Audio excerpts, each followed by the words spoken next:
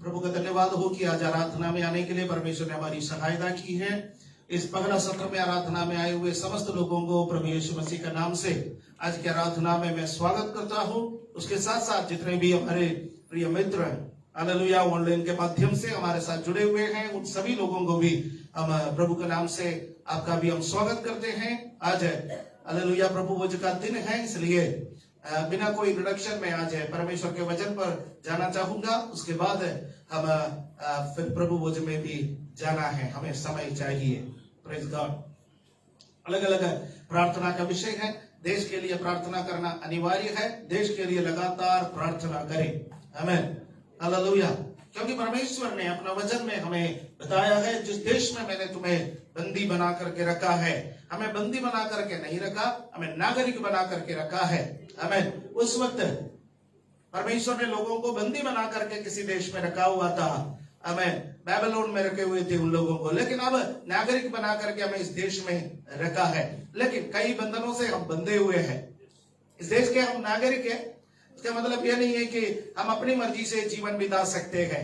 हम रूल्स है, रेगुलेशंस है, नियम कायदे कानून है, उसी के अनुसार हमें जीवन बिताना है। एक प्रकार से हम भी बंदी से कम नहीं है। सब चीजें नियम और कानून के मुताबिक जब करना पड़ता है, कई बार बंधन महसूस करता है, लेकिन हम यहाँ पर खुशी से रहते हैं और इस देश के लिए प्रार्थना करें। इस देश की एकता बना रहे, इस देश की अखंडता बना रहे, इस देश में जो सेकुलरिज्म है वो बना रहे, और इस देश में हालेलुया सरकार और किसानों के बीच में समझौता हो, और इस देश में बेरोजगारी दूर हो जाए, इस देश में गरीबी दूर हो जाए, और इन सबसे बढ़कर प्रार्थना करें इस देश का प्रत्येक नागरिक प्रभु यीशु मसीह को ग्रहण करे। हालेलुया। क्योंकि यीशु के अलावा और कोई मार्ग नहीं है। वचन में लिखा हुआ है, मार्ग सत्य और जीवन केवल प्रभु यीशु मसीह ही है। यीशु मसीह के अलावा और कोई पिता के पास जाने का रास्ता नहीं है। Praise the Lord. हालेलुया। फिर से एक और बार आपका स्वागत है। वचन में जाएंगे, दूसरा सामुएल का पुस्तक उसका 24वां अध्याय से हम इन दिनों में मनन कर रहे हैं, जिसमें हालेलुया राजा दाऊद ने कहा है, मैं परमेश्वर के लिए सेंध मेंध का बलिदान नहीं चढ़ाऊंगा। आमीन। 2 सामुएल चैप्टर 24 वर्स 24, उसी में से हमारे आज के अध्ययन या पिछले 2 सप्ताह के अध्ययन हम उसमें से निकाले हुए थे, और आज का अध्ययन भी उसी में से है, और वो है कि मैं सेंध मेंध का बलिदान नहीं चढ़ाऊंगा। हमें उसी से हम इस टॉपिक पर अध्ययन कर रहे हैं, सैक्रिफाइस विद प्रेज, दाम देकर चढ़ाने वाला बलिदान। कहां तक हम आ गया है? हम आ गया है कि जहां पर परमेश्वर गाद भविष्यद्वक्ता को दाऊद के पास भेज रहा है, और दाऊद से कह रहा है कि तीनों में से एक चुन ले। या तो 7 वर्ष देश में अकाल पड़ेगा, या 3 महीने तुम दुश्मन के हाथ में रहोगे, या 3 दिन की महामारी। कौन सी चाहिए? चुन ले। और पिछले सप्ताह में हमने यह देखा है कि हमारे चारों तरफ आत्मिक लोगों को बना के रखना हमारे लिए अनिवार्य है। यदि हम चारों तरफ आत्मिक लोगों को बना करके नहीं रखेंगे, हमारा पतन हो जाएंगे। ये आत्मिक लोगों का काम क्या है? ये आत्मिक लोगों का काम है कि हमारा हाँ में हाँ मिलाना नहीं है। कई बार हम क्या सोचते हैं, मेरे चारों तरफ के जो लोग हैं वो मेरा हाँ में हाँ मिलाए तो हम खुश हो जाता है। ये आत्मिक लोगों का काम है, जब कभी हमारे जीवन में हम जरा भी गलतियां करता है, जरा भी मार्ग में से हम चले जाता है, जगह कहीं भी हम भटक जाते हैं, हमें क्या करना है? हमें सावधान करना। हालेलुया। हमें सावधान करना और हमसे बताना कि हम कैसे हैं। आमीन। दाऊद के जीवन का सबसे बड़ी बात क्या है? जब कोई भविष्यद्वक्ता, जब कोई परमेश्वर का सेवक है, जब कोई आत्मिक लोग है, उनके पास जाकर के जब कहते थे कि आप गलत है, वो उसको एक्सेप्ट करने के लिए तैयार होते थे। ये एक स्वभाव दाऊद को परमेश्वर के हृदय के अनुसार का व्यक्ति बनाया, परमेश्वर की इच्छा के अनुसार का व्यक्ति बनाया। आमीन। हालेलुया।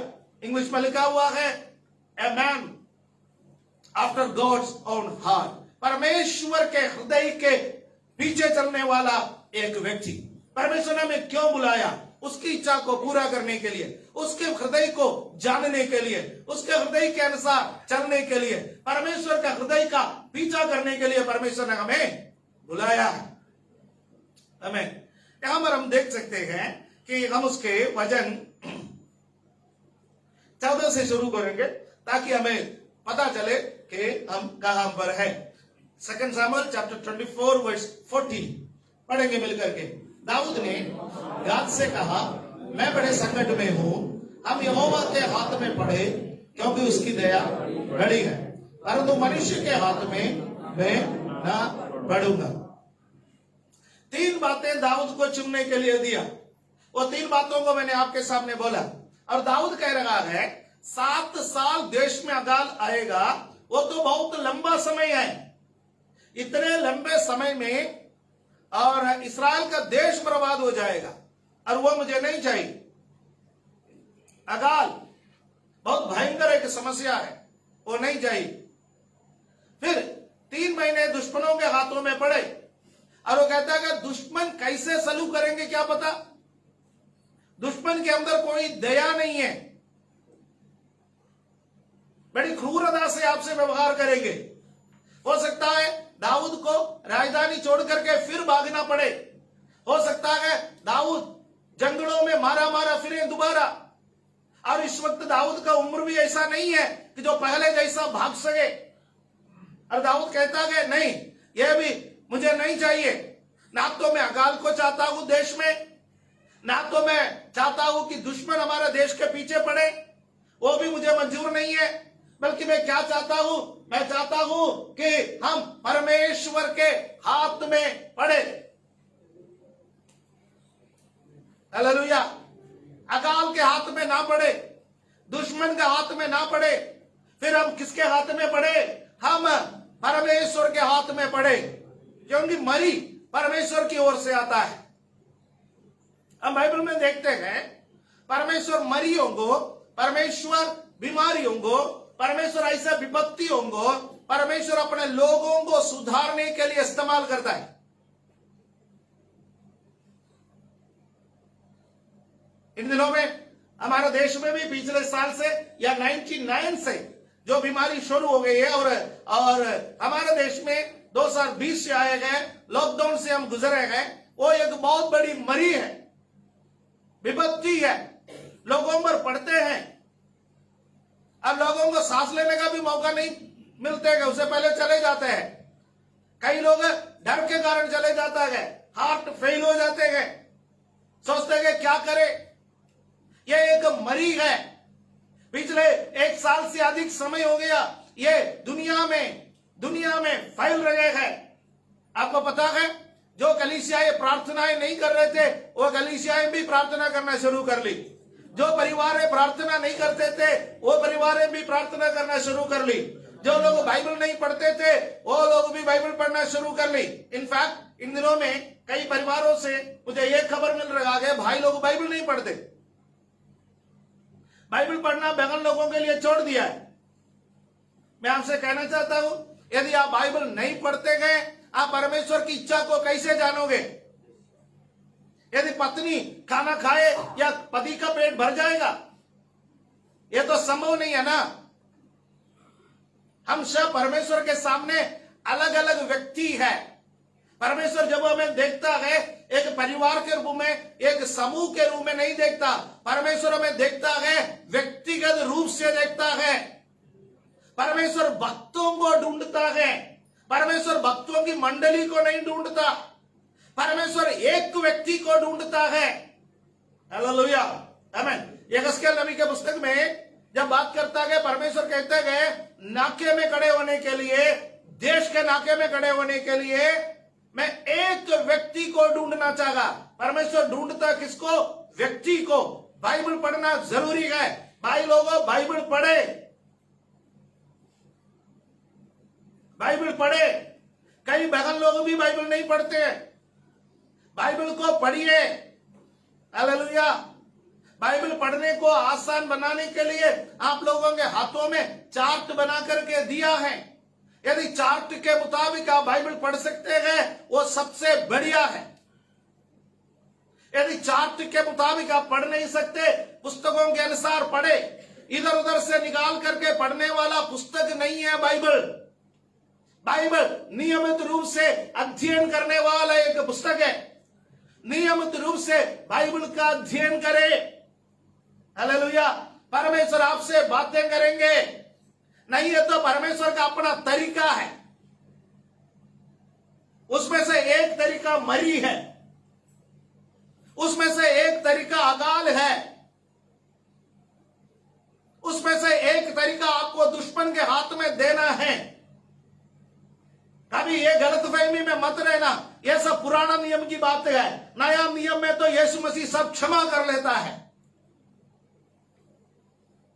परमेश्वर आज, कल और युगान युग एक सा है, वो बदलता नहीं है। हालेलुया, आमीन। वो बदलता नहीं है, उसका मूल स्वभाव कभी नहीं बदलता, उसका लोगों से व्यवहार करने का तरीका नहीं बदलता। हाँ, युगों के अनुसार हम परमेश्वर को अलग अलग रूप, अलग अलग उनके स्वभाव में समझ लेता है, वो तो बिल्कुल सही है। लेकिन याद रखिए, यदि पुराना नियम का बातें सच नहीं होते, उसमें से हमको कुछ लेना नहीं होता, तो परमेश्वर कभी पुराना नियम हमारे हाथ में नहीं देते, केवल नया नियम देते।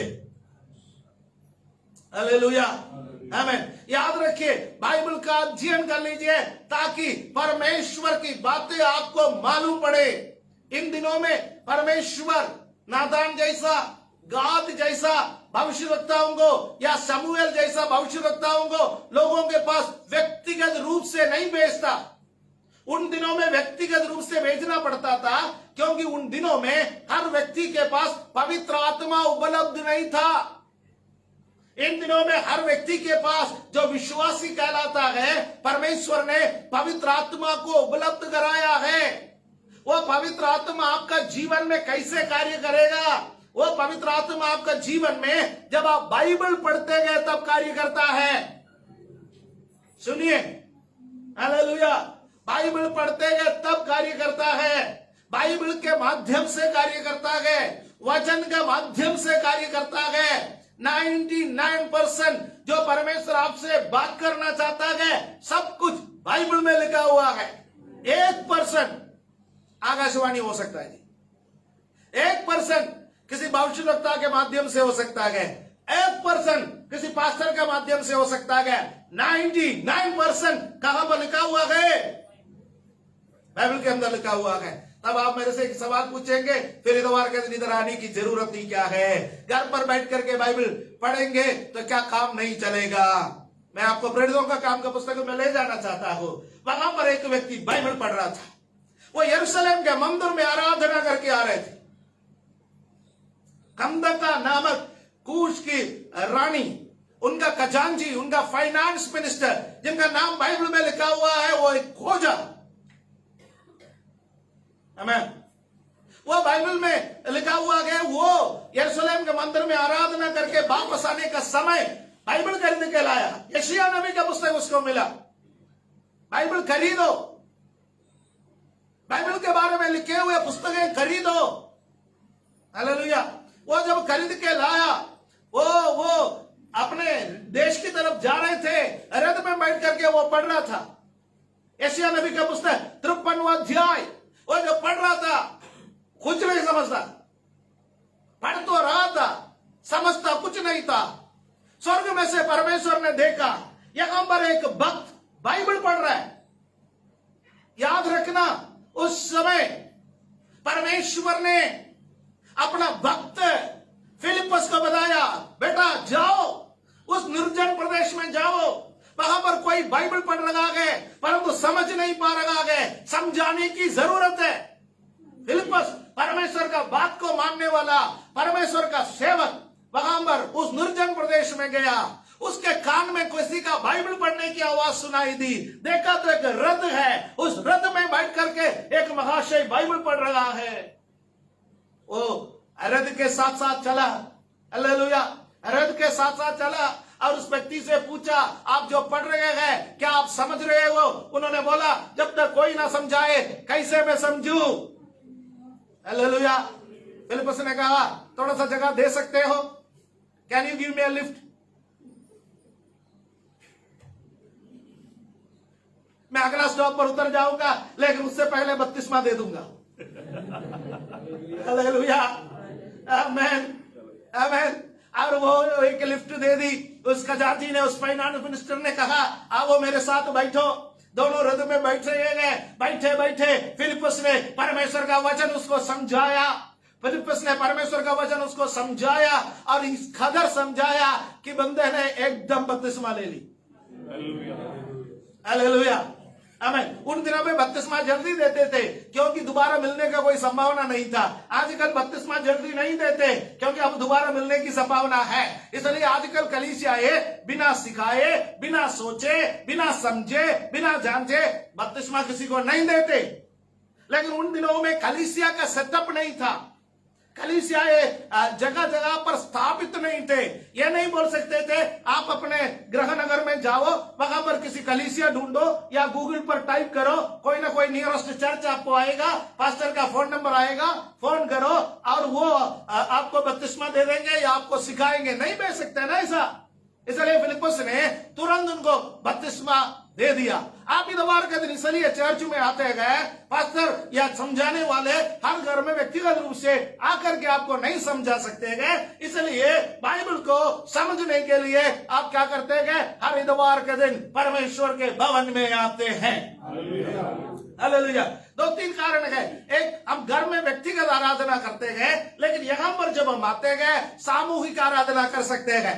हम व्यक्तिगत प्रार्थना करते गए, यहाँ पर हम आते गए सामूहिक आराधना कर सकते गए। हम व्यक्तिगत बाइबल पढ़ते गए, लेकिन यहाँ पर जब आते गए सामूहिक अध्ययन कर सकते गए। यहाँ पर भी पवित्र आत्मा का वही कार्य है। जब ये वचन आप सुनते गए, आपका मन में पवित्र आत्मा कार्य करेगा और पवित्र आत्मा आपसे बोलेगा ये आपके लिए है, लेने वालों के लिए आशीष का कारण ठहरेगा, नहीं लेने वालों के लिए परमेश्वर और आपके बीच की बात है। मैं कुछ कहना नहीं चाहता। हालेलुया, आमीन। बाइबल पढ़िए, बाइबल को समझिए, बाइबल के बारे में सुनिए और परमेश्वर आपके जीवन में आशीष देंगे। यही प्रकाशित वाक्य का पुस्तक में लिखा है। इस भविष्यवाणी के वचनों को सुनने वाला, पढ़ने वाला और उस पर चलने वाला तीनों धन्य हैं। हमें कुछ लोग पढ़ नहीं सकते, वो सुन सकता है। कुछ लोग पढ़ सकते हैं, वो जरूरी नहीं वो सुने या वो समझे। लेकिन जब कोई समझाए तो वो सुन भी लेगा और वो समझ भी लेगा। इसलिए सुनने वाले के लिए समझाने वाले की जरूरत है। इसलिए आप इतवार के दिन कहां पर आते हैं, परमेश्वर के कलीसिया में आते हैं। हालेलुया, आमीन। परमेश्वर का वचन को पढ़े, परमेश्वर का वचन को समझे। दाऊद परमेश्वर का हृदय के अनुसार, परमेश्वर की इच्छा के अनुसार चलने वाला एक व्यक्ति। अब उसने कहा मेरा परमेश्वर दयालु है, मेरा परमेश्वर निर्दयी नहीं। उस परमेश्वर के हाथ में मैं पढ़ू। 15वां वचन में वर्स 15, 2 शमूएल 24 वर्स 15, तब यहोवा इस्राएलियों में सवेरे से ले ठहराए हुए समय तक मरी फैलाए रहा और दान से लेकर बेर्शेबा तक रहने वाली प्रजा में से 70,000 पुरुष मर गए। इस्राएलियों की गिनती लेकर के जब योबाब आया, लाखों में बताए, लाखों में। और परमेश्वर ने कहा तू जिस पर घमंड करता है, तू लोगों पर घमंड करता है और उस घमंड को मैं तोड़ना चाहता हूं। हमें किस बात पर घमंड करना है? क्या हम अपना पैसे पर घमंड करें? क्या अपना नौकरी पर घमंड करें? क्या अपना स्वास्थ्य पर घमंड करें? इस संसार का कौन सी बात पर हम घमंड करें? कौन सी चीज इस संसार में स्थायी है? आज है, कल नहीं है। आज नहीं है, कल है। आज आपके पास कुछ भी नहीं है, लेकिन कल आपको परमेश्वर सब कुछ दे सकता है। आज आपके हाथ में सब कुछ है, कल परमेश्वर सब कुछ ले सकता है। आमीन, हालेलुया। एक जमाना था सरकारी नौकरी की गारंटी हुआ करते थे। क्या आज कोई गारंटी है? कब मेमो मिले, कब घर बैठा दे, कोई किसी भी चीज का कोई गारंटी नहीं है। कब कंपनियां बंद हो जाएंगे, रातों रात बंद हो सकता है, रातों रात नए खुल सकते हैं।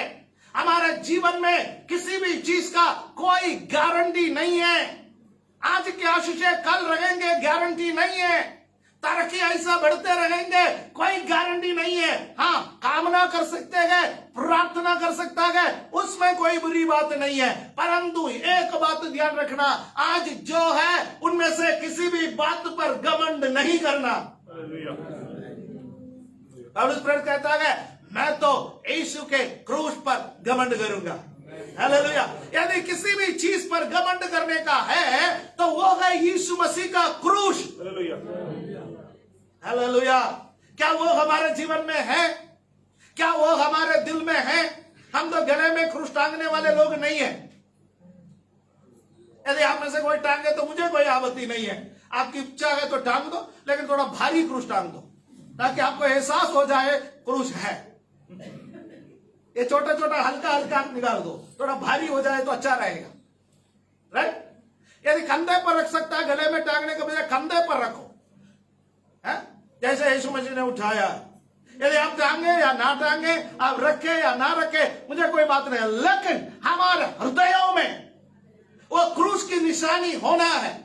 हमारे हृदयों में उस क्रूस पर हम घमंड करें। हालेलुया, आमीन। अरे यहां पर दाऊद का जीवन में जब उन्होंने जनता पर घमंड किया, लोगों की शक्ति पर घमंड किया, योद्धाओं पर घमंड किया, परमेश्वर दान से लेकर बेर्शेबा तक 70,000 लोगों को परमेश्वर एक ही झटके में खत्म कर दी।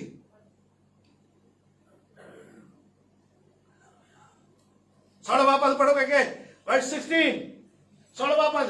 परंतु जब दूत ने, जब मरी फैलाने वाला दूत, लोगों का जान लेने वाला दूत, उस दूत जब यरूशलेम का नाश करने के लिए उस पर अपना हाथ बढ़ाया, तब यहोवा वो विपत्ति डालकर शोकित हुआ और प्रजा के नाश करने वाले दूत से कहा, बस कर, अब अपना हाथ खींच। यहोवा का दूत उस समय अरोना नामक एक यबूसी के कलिहान के पास था। परमेश्वर का स्वर्गदूत कितने शक्तिशाली है। हिजकिय्याह के समय पर एक स्वर्गदूत मिद्यानियों के बीच में उतर आए और एक रात में 1,85,000 लोगों को मार डाला। स्वर्गदूत जहां कहीं भी उतर आते हैं वो शक्तिशाली है। हालेलुया, आमीन। परमेश्वर के वचन में लिखा है कि परमेश्वर के स्वर्गदूत हमारे साथ साथ चलते हैं। हालेलुया, आमीन। हमारे साथ साथ चलते हैं। हम इतने बड़े बड़े लोग होने की वजह से या हमारा ताकत की वजह से अभी तक हम जीवित नहीं है। परमेश्वर का स्वर्गदूत हमारी रक्षा करने के लिए हमारे साथ साथ चलते हैं। स्वर्गदूत शक्तिशाली है। एक स्वर्गदूत 1,85,000 लोगों को मार डाला। और आप देखिए, यीशु मसीह कह रहा है 70,000 से 72,000 स्वर्गदूतों को मैं एक बार बोलने से आ सकता है।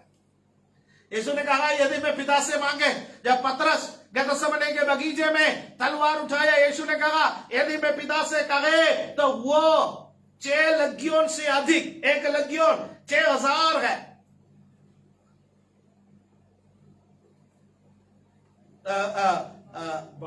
12 पलटन से अधिक, 6 गुना 12, 72,000 स्वर्गदूतों को पिता के पास बोलेगा तो पिता मेरे लिए भेजेगा। हालेलुया। परमेश्वर के पास स्वर्गदूतों की कोई कमी नहीं है। इसलिए जितने लोग उद्धार पाते हैं उनकी सेवा के लिए परमेश्वर किसको देता है? स्वर्गदूतों को देता है। आपको इजेड या इजेड प्लस या वाई प्लस की कोई सिक्योरिटी की जरूरत नहीं है। आपके और मेरे security Z plus black cat वाले सिक्योरिटी से भी ऊपर है, कमांडोज के सिक्योरिटी से भी ऊपर है। हालेलुया। कितने लोगों ने कितने बार महसूस किया गया उनके दुर्घटनाओं में किसी ने अपने हाथों में उनको उठा करके रखा। हालेलुया। कितने बार हमने महसूस किया हमारी गाड़ी अनियंत्रित हो गए तो किसी ने तो हमारे गाड़ी को नियंत्रित किया। Hallelujah, hallelujah. कितने लोग इस बात को महसूस करते गए जब मौत को आमने सामने से देखा, किसी ने तो सामने आकर मौत को कहा हट, ये मेरा है। हालेलुया। परमेश्वर के स्वर्गदूतों को परमेश्वर हमारे लिए तैनात करते गए। हालेलुया, आमीन, आमीन। डेली परमेश्वर को धन्यवाद करो, मेरे आगे पीछे तेरे सुरक्षा का सेना को तूने तैनात कर रखा है। परमेश्वर मैं तेरा धन्यवाद करता हूँ। हालेलुया। मैं अभी तक नाश नहीं हुए हैं तो तेरे सेना का वजह से, तेरे सुरक्षा का वजह से। हालेलुया, तेरे सुरक्षा के लिए धन्यवाद। एक स्वर्गदूत उतर आए, 70,000 लोगों को मार डाला। और उस वक्त हालेलुया स्वर्गदूत एक व्यक्ति के कलिहान के पास था। उसका नाम हम पढ़ते हैं, उसका नाम क्या है? हालेलुया। उसका नाम हम बाइबल में पढ़ते हैं। जब स्वर्गदूत आया और दाऊद ने स्वर्गदूत को देखा तो अरोना नामक यबूसी व्यक्ति के कलिहान के पास वो खड़ा था। 17वां पद में 17 वर्ष 17। तो जब प्रजा का नाश करने वाला दूत दाऊद को दिखाई पड़ा तब उसने यहोवा से कहा, देख पाप तो मैंने किया और कुटिलता मैं ही ने की, परंतु इन भेड़ों ने क्या किया, सो तेरा हाथ मेरे और मेरे पिता के घराने के विरुद्ध हो। एक अगला बात, दाऊद परमेश्वर के हृदय के अनुसार का व्यक्ति जब पाप करते गए एक्सेप्ट करने के लिए तैयार।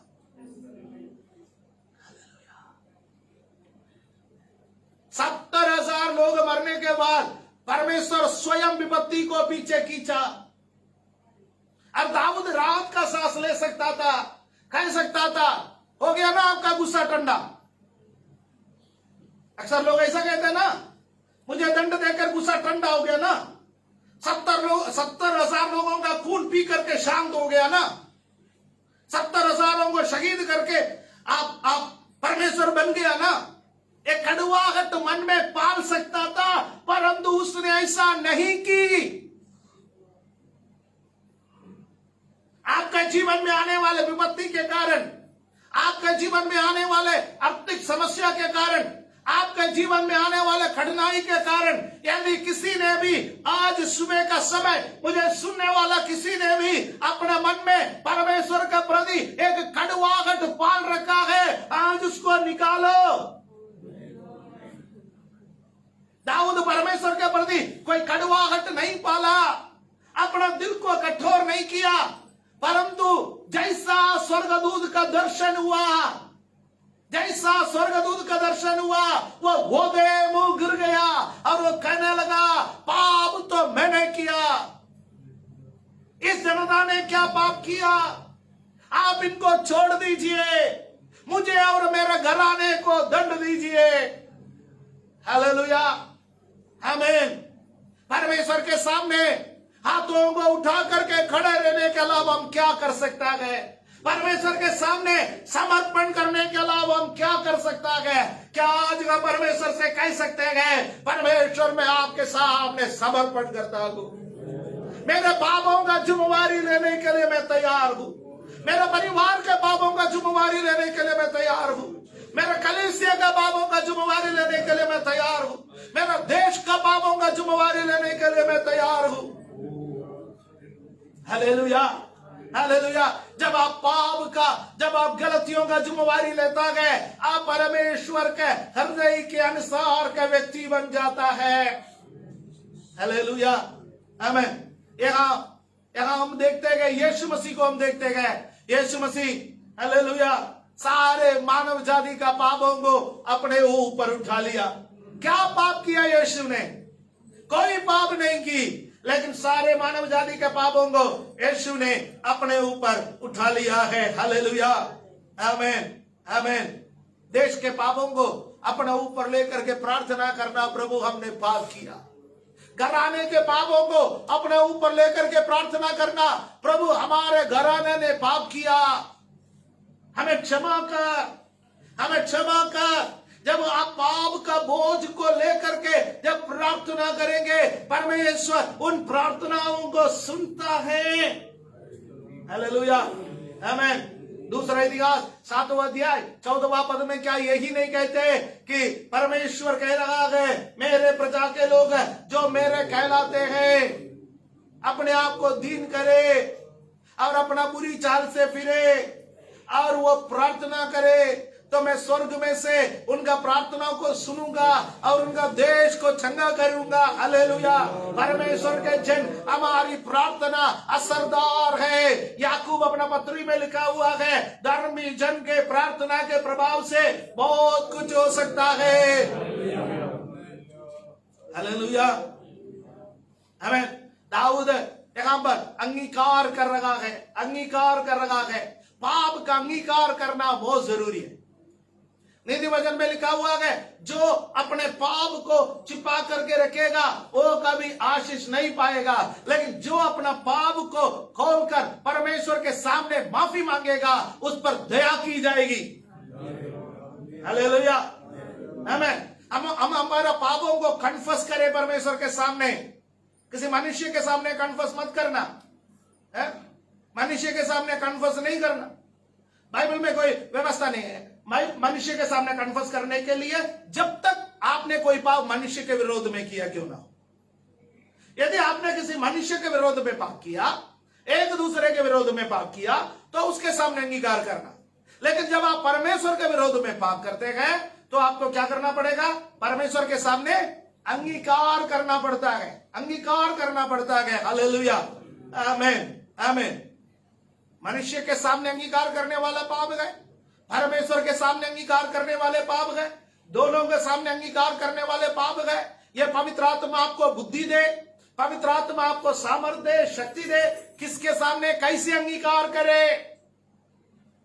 हालेलुया, आमीन। अब 18वां पद में 18 उस दिन गाद ने दाऊद के पास आकर उससे कहा, जाकर अरौना यबूसी के खलिहान में यहोवा की एक वेदी बनवा। और 22वां पद से लेकर के 23वां पद तक हम जब पढ़ते हैं तो दाऊद वहां पर गए तो वहां पर अरौना ने देखा है कि दाऊद उसके पास आ रहा है और दाऊद के साथ और भी लोग हैं और सभी अपने लोगों के साथ दाऊद आ रहा है। वो दाऊद के पास गए, दाऊद के पास जाकर के बोला कि आप मेरे घर में मेरे पास क्यों आए हैं? दाऊद ने कहा, यहाँ पर तुम्हारे खलिहान के पास मुझे यहोवा के लिए वेदी बनाना है और यहोवा के लिए बलिदान चढ़ाना है, क्योंकि यहाँ पर परमेश्वर का दूत को मैंने देखा। और भविष्यद्वक्ता गाद ने कहा, यहाँ पर बलि चढ़ाना, यहाँ पर बलिदान चढ़ाना अवश्य है। और उस व्यक्ति अरुणा ने कहा, आप जो भी लेना चाहता है प्लीज ले लीजिए, जमीन आपका है, जानवर आपका है, लकड़ी आपका है, मैं सब कुछ आपके हाथ में सौंप देता हूं, सब take it free of cost, इसका कोई दाम नहीं है, ये आपके लिए है, ये आपका है। और वहां पर दाऊद उस व्यक्ति से क्या कहा? 24वां पद में दाऊद कहता है, राजा ने अरुणा से कहा, ऐसा नहीं, मैं ये वस्तुएं तुझसे अवश्य दाम देकर लूंगा, मैं अपना परमेश्वर का को सेंध मेंध का होम बलि नहीं चढ़ाने का। हम सब क्या चाहते हैं? सब कुछ कैसे चाहता है? फ्री। कहावत है ना, फ्री में घी बट रहा है तो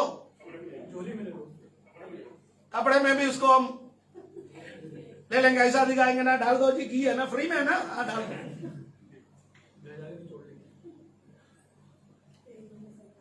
हमारा स्वभाव ऐसा है, हमको कुछ चाहिए या नहीं चाहिए, फ्री में मिलता है तो बोरा भर भर के घर में लेके आएंगे, भले वो सड़ जाए, भले वो खराब हो जाए, कुछ भी हो जाए, हम फ्री में लेने के लिए चाहता है। लेकिन दाऊद यहाँ पर कह रहा है, जब परमेश्वर को बलिदान चढ़ाने वाली बात आता है, मैं फ्री में नहीं लूंगा। यहोवा को सेंध मेंध का बलिदान नहीं चढ़ाना यारो। हालेलुया। पुराना नियम में बलिदान चढ़ाते थे, नया नियम में आराधना करते हैं। जब आप आराधना करते हैं, क्या आपका कोई दाम लगता है? दाम लगा करके आप आराधना करते हो। मैं आपको एक दो बात समझाना चाहता हूं, दाम लगाकर करने वाला आराधना क्या है। 8 बजे की आराधना में यदि आप 7:45 बजे यहां पर उपस्थित हैं, आप 7:30 बजे यहां पर उपस्थित हैं, आप लोगों से मिलता है, यहां पर आकर के पहले आकर के 10 मिनट प्रार्थना करता है, आप बोल सकते हैं मैं दाम दे रहा हूं। आराधना में आना तो मुझे 8 बजे है, लेकिन 15 मिनट आधा घंटा पहले मैं प्रार्थना के लिए ऑफर करता हूं। You are giving something to God. यदि आप 8 बजे की आराधना में 9 बजे आते हैं, तो आप परमेश्वर को फ्री में आराधना चढ़ाने वाला है। क्योंकि आप जैसे शादियों में जाता है, जैसा कहीं प्रोग्राम में जाता है, लास्ट में जाता है, सबसे मिलता है, अच्छा मैं आ गया, मुझे दिखाना पड़ता है मैं आ गया। आराधना वो नहीं। Number 1, I am giving some example. ठीक है, कोई भी व्यक्ति आप इसको दिल पर मत लीजिए, जिनको जरूरी है वो जरूर लेना। तो भाई यदि कोई ना ले तो ये वापस मेरे पास आ जाएगा टकरा करके। Right, okay. बलिदानी पूर्वक आराधना। राइट, आपके पास जब बहुतायत का पैसा है, आप परमेश्वर को देने में कोई प्रॉब्लम नहीं है। जब आपके पास पैसा बहुत है, 100 रुपया निकालो, 1000 रुपया निकालो, 2000 रुपया निकालो, आप परमेश्वर को दे सकता है। परंतु परमेश्वर को देने का कहीं जरूरत पड़ा और आपके पास पैसा नहीं है,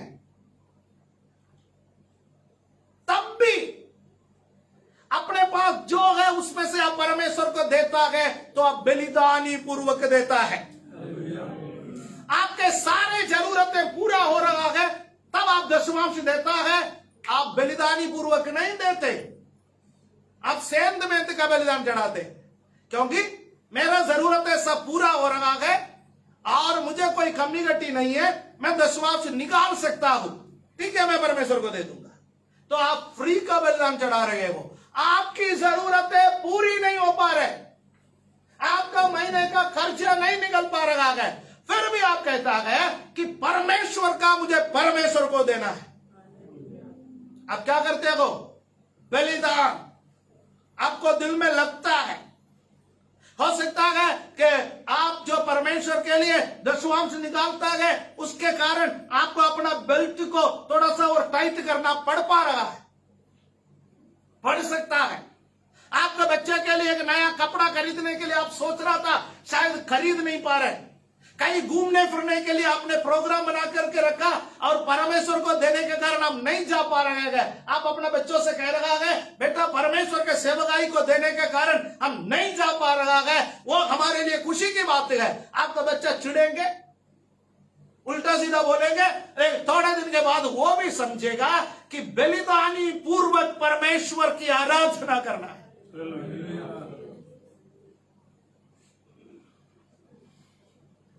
आपका पास पढ़ाई नहीं है, आप आराधना में आ रहे, पढ़ाई नहीं है इसलिए मैं आराधना में जा रहा हूं, लेकिन पढ़ाई के वक्त आप परमेश्वर के लिए समय निकाल सकते हो। आपका कोचिंग क्लासेस चल रहा है, आपका सब कुछ चल रहा है, लेकिन क्या आप समझते हो कि परमेश्वर को आराधना करना मेरे लिए अहम है?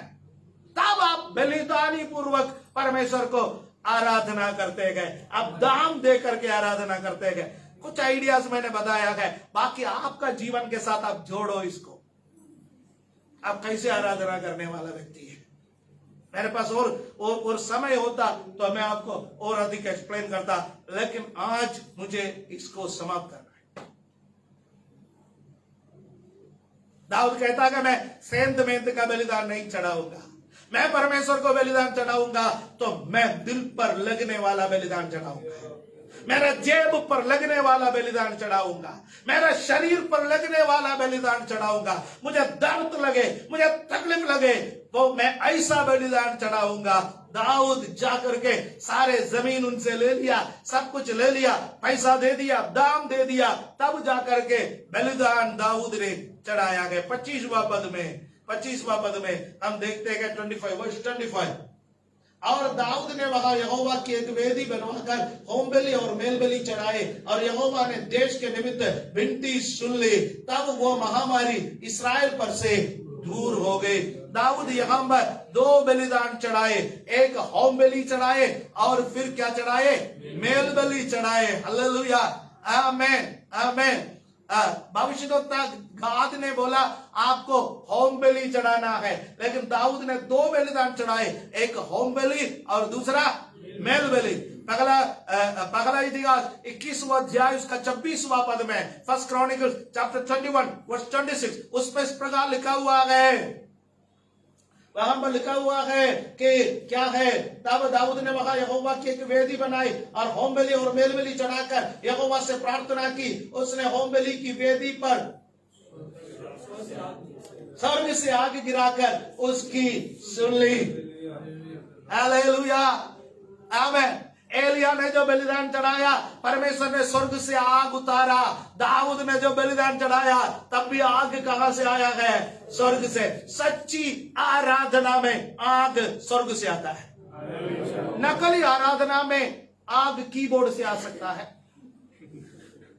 आग गिटार से आ सकता है, आग ट्रिपल से आ सकता है।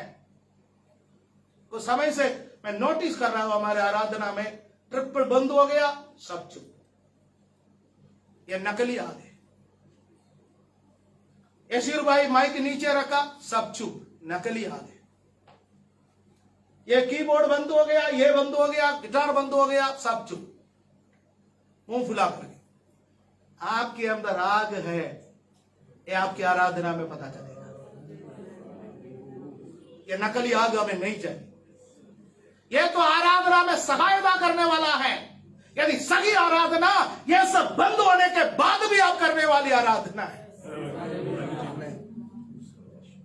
आराधना ऊपर चढ़ करके गीत गा करके ऐसा करने वाला नहीं है। गया अगला सप्ताह से आराधना, जब तक यहां अब समय हो गया बंद करो, तब तक आराधना करो।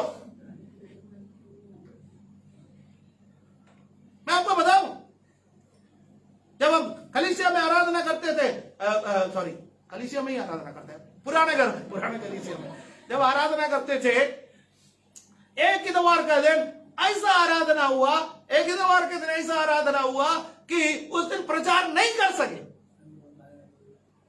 आराधना ही करता रहा। अजीब सा लगा। मैं आराधना को समाप्त करने के लिए बहुत कोशिश की, लेकिन उस दिन आराधना समाप्त नहीं हुई। लोग रो रहे थे, लोग आंसू बहा रहे थे, लोग घुटने के बल आ रहे थे, लोग पापों का पश्चाताप कर रहे थे। हमें वो आराधना वापस चाहिए। ड्रम बीट पर चलने वाला, ड्रम बीट पर बंद होने वाला आराधना नहीं, स्वर्ग से आग उतरने वाला आराधना। ये प्रिय लोग आराधना में हमें मदद करने वाले लोग हैं। ये हमारे ऊपर आग नहीं लगा सकते, आग तो स्वर्ग से आ गए। उसके लिए हम अपने आप को तैयार करें, हमें से प्रत्येक जन अपने आप को तैयार करे।